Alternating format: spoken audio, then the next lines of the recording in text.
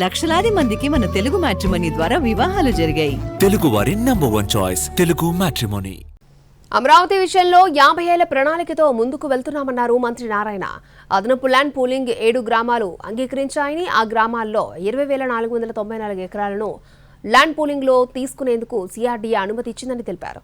గతంలో తీసుకున్న 34,000 ఎకరాల భూమి విలువ పెరగాలంటే ఎకనామిక్ యాక్టివిటీ పెరగాలన్నారు. కొత్త పరిశ్రమలు రావాలంటే ఎయిర్పోర్ట్లు ఉండాలన్నారు. అందుకోసమే 2,400 ఎకరాల్లో స్మార్ట్ సిటీ, 2,500 ఎకరాల్లో స్పోర్ట్స్ సిటీ, 5,000 ఎకరాల్లో గ్రీన్ ఫీల్డ్ ఎయిర్పోర్ట్ అవసరమన్నారు మంత్రి నారాయణ. 100 సంవత్సరాలు, 50 సంవత్సరాలు, 20 సంవత్సరాలను దృష్టిలో పెట్టుకుని ఏదైనా ఆలోచిస్తారు. ఆ ఉద్దేశంతో వీటికి ప్రొక్యూర్ చేయమంటే ల్యాండ్ పూలింగ్కి ఏదైతే గ్రామ కమిటీలు జరిపి మీటింగ్ జరిపారో వాటిలో ఒక 7 గ్రామాలు ల్యాండ్ పూలింగ్ మమ్మల్ని ఈరోజు అథారిటీ సిఆర్డీఏకి యాక్చువల్గా యాక్సెప్టెన్స్ ఇచ్చింది. అది సుమారుగా 20,494.